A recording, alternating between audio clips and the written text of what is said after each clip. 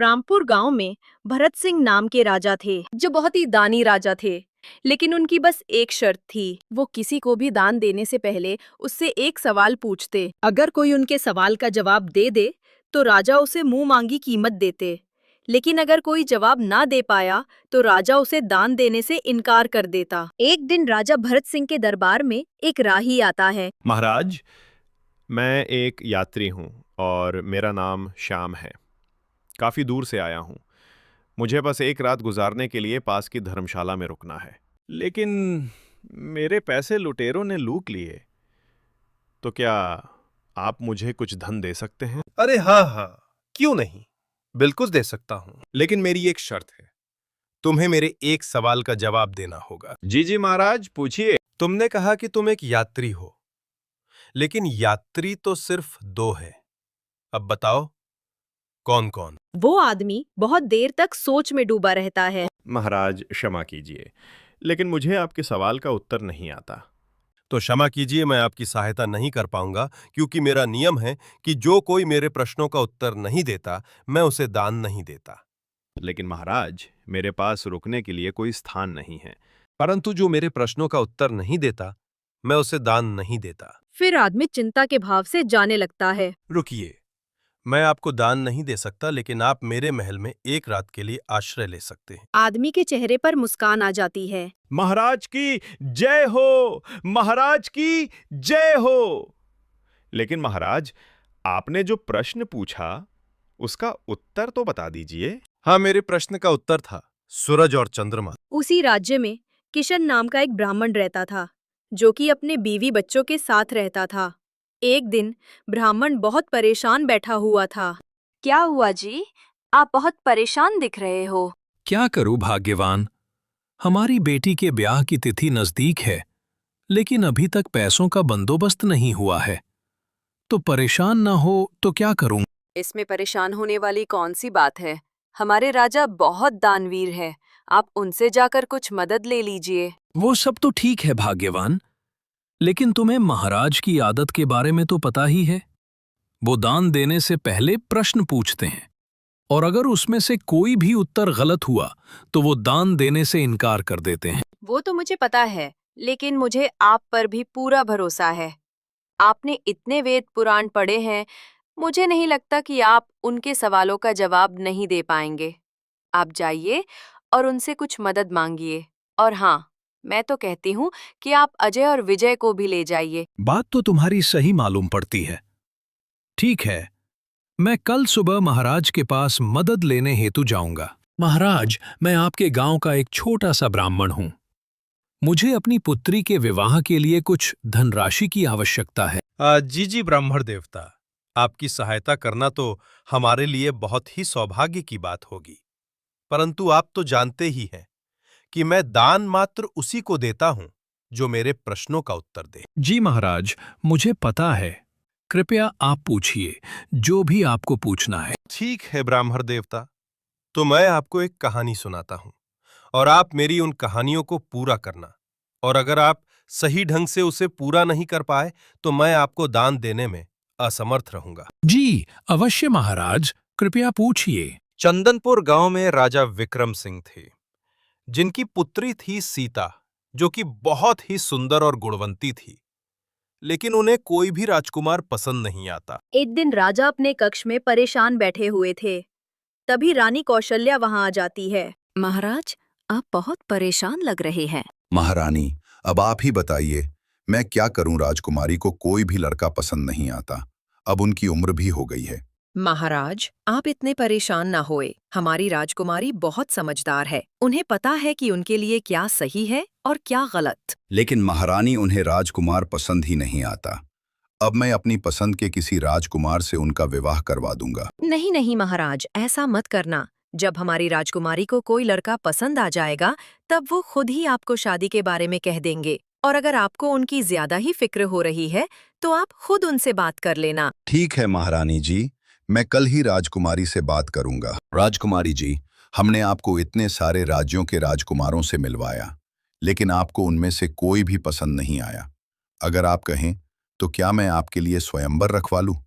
आपको जो भी राजकुमार पसंद आएगा आप उन्हें अपने वर के रूप में स्वीकार कर लेना। नहीं नहीं पिताजी, मुझे स्वयंवर तो बिल्कुल पसंद नहीं है। स्वयंवर में मुझे कैसे पता चलेगा कि किस राजकुमार के अंदर कौन सा गुण है? मुझे जब कोई राजकुमार पसंद आएगा तब मैं आपको बता दूंगी। नहीं नहीं राजकुमारी, अब मैं आपकी एक नहीं सुनूंगा। कल मैं 4 नौजवानों को बुला रहा हूं।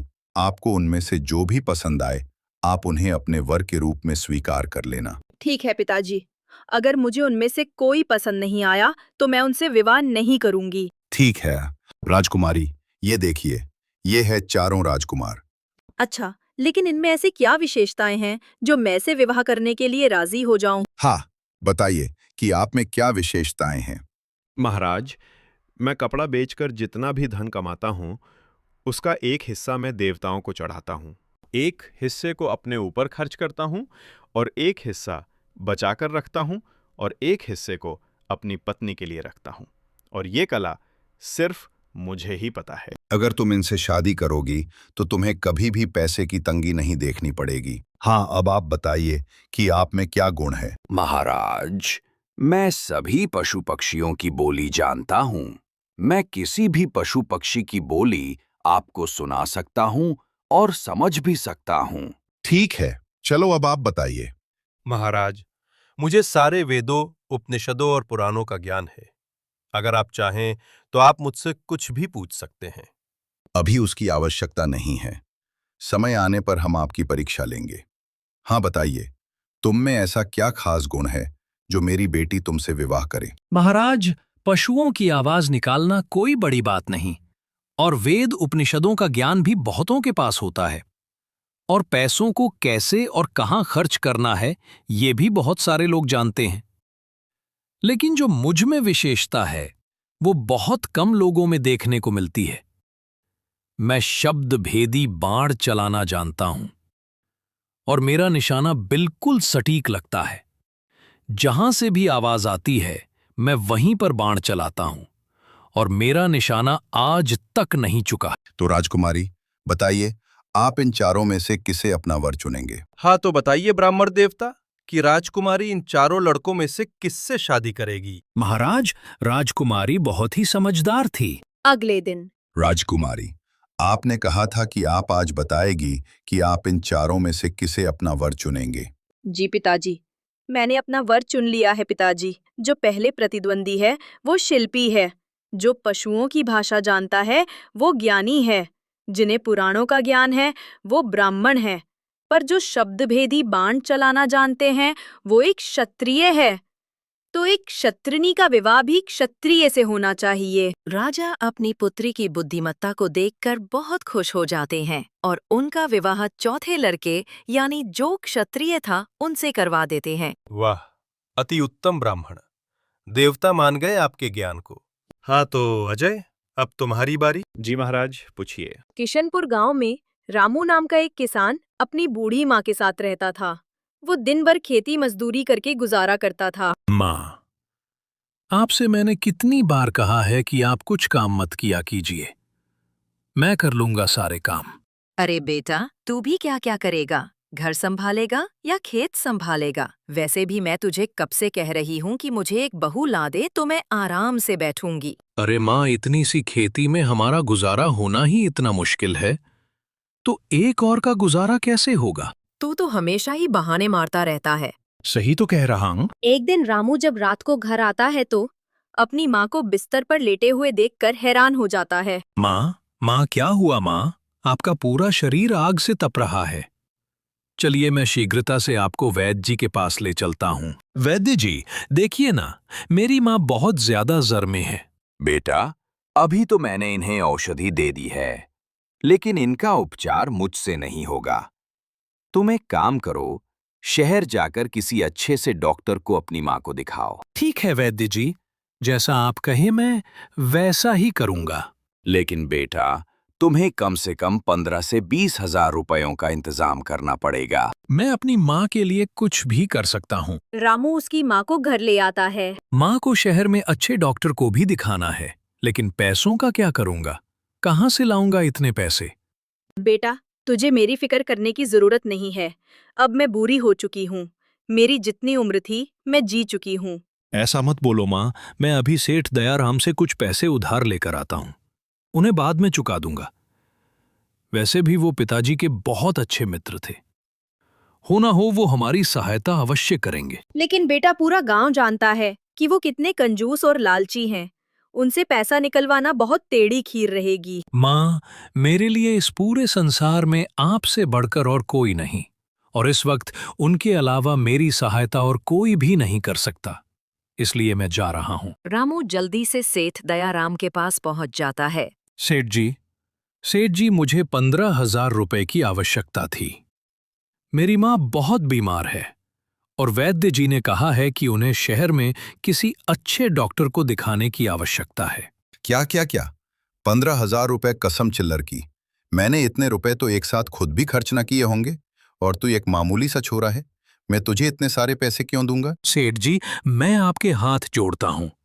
अभी मुझे पैसों की बहुत आवश्यकता है, और आपके अलावा पूरे गांव में मेरी सहायता और कोई भी नहीं कर सकता। अरे तू तो मुझे कंगाल करने पर ही तुला है। अरे मैंने तुझे कह तो दिया, अब जा यहां से। लेकिन सेठ जी, आप मेरे पिताजी के बहुत अच्छे मित्र थे। इस नाते तो मेरी सहायता कीजिए। अच्छा ठीक है, मैं कर दूंगा मदद, लेकिन मेरी भी एक शर्त है। मैं तुम्हें पैसे तभी दूंगा जब तुम मुझे एक कागज में आग और दूसरे में हवा ला कर दोगे। अगर तुमने मुझे वो ला दी तो मैं तुम्हें पैसे दे दूंगा, और अगर तुम ना ला पाए तो फिर मुझसे मदद लेना भूल जाना भाई। ठीक है सेठ जी। रामू दौड़ता हुआ अपने घर जाता है। क्या हुआ बेटा, क्या कहा? सेठ जी ने मना ही किया होगा। मुझे पता ही था कि वह सेठ एक नंबर का कंजूस है। नहीं माँ, सेठ जी ने पैसे देने के लिए हाँ कर दी है, परंतु उनकी एक शर्त है। शर्त? मुझे तो पता ही था कि वो सेठ बहुत चालाक है। वो हर मुमकिन कोशिश करेगा पैसे देने से बचने की। वैसे क्या शर्त रखी है उस सेठ ने? माँ, उन्होंने कहा है कि मुझे वो पैसे तभी देंगे जब मैं एक कागज में हवा और दूसरे कागज में आग लेकर जाऊंगा। उस समय तो मैंने हाँ कर दी, लेकिन अब मेरी समझ में ये नहीं आ रहा है कि मैं उन्हें कागज में हवा और आग कैसे दूं। अरे तो मैं तुझे बताती हूँ। हाँ तो अजय, अब तुम मुझे बताओ कि रामू एक कागज में हवा और दूसरे कागज में आग कैसे लेकर जाएगा? अभी बताता हूँ महाराज। यशोदा एक कागज का पंखा बनाती है और रामू को दे देती है। जब तू इस कागज को हिलाएगा तो तुझे हवा मिलेगी। हवा तो ठीक है, लेकिन मैं कागज में आग कैसे लेकर जाऊंगा? अगर इस कागज में आग रखी तो यह तो पूरा ही जल जाएगा। रुक जा, उसका भी इलाज है मेरे पास। फिर यशोदा जल्दी से कागज का कंडील बनाकर रामू को दे देती है। ये ले, तू इसमें आग भरकर ले जा सकता है। रामू बहुत ही खुश होकर दयाराम के पास पहुंच जाता है। अरे तुम अभी तो गए थे और इतनी जल्दी वापस कैसे आ गए? अरे सेठ जी, आपको आपका उपहार देने के लिए आया हूं। ये लीजिए, इस कागज में बहुत ही ठंडी ठंडी हवा भरी हुई है, और इस कागज के कंडल में आप आग जला सकते हैं। अरे ये सब क्या है? अरे सेठ जी, अब ज्यादा शक पकाए मत। आपको आपका उपहार मिल गया तो कम से कम अब तो मुझे 15,000 रुपए की उधारी मिल सकती है ना। जितनी जल्दी हो सकेगा मैं लौटा दूंगा। सेठ को रामू को पैसे देने पड़ते हैं। धन्यवाद सेठ जी। वाह अजय, वाह! मैं तुम्हारे उत्तर से बहुत प्रसन्न हूं। धन्यवाद महाराज जी। तो अब विजय, तुम्हारी बारी। जी महाराज, पूछिए, आपको मुझसे क्या पूछना है? विजय, तुम हमारे राज्य में से 2 ऐसे आदमी ढूंढ के लाओ जिनमें से एक ने कभी झूठ नहीं बोला हो और दूसरे ने कभी सच नहीं बोला हो। ठीक है महाराज, आप मुझे आज शाम तक का समय दीजिए, मैं ऐसे आदमी को जरूर ढूंढ कर ले आऊंगा। ठीक है। विजय एक आदमी को अपने साथ लेकर आता है। अरे विजय, मैंने तुम्हें 2 आदमियों को ढूंढ कर लाने के लिए कहा था, लेकिन तुम तो बस एक आदमी को लेकर आए हो। महाराज, इस एक ही आदमी के अंदर दोनों गुण हैं। इसने न कभी झूठ बोला, न कभी सच बोला। पर वो कैसे? वो ऐसे महाराज, क्योंकि ये आदमी बोल ही नहीं सकता। क्या वाह विजय, वाह! ब्राह्मण देवता, हम आपके और आपके दोनों बेटों के जवाब से बहुत प्रसन्न हैं। इसलिए मैं आपकी बेटी की शादी अपनी तरफ से करवाना चाहता हूं। दोनों बेटे बहुत खुश हो जाते हैं। जय हो राजा भरत सिंह जी की जय हो।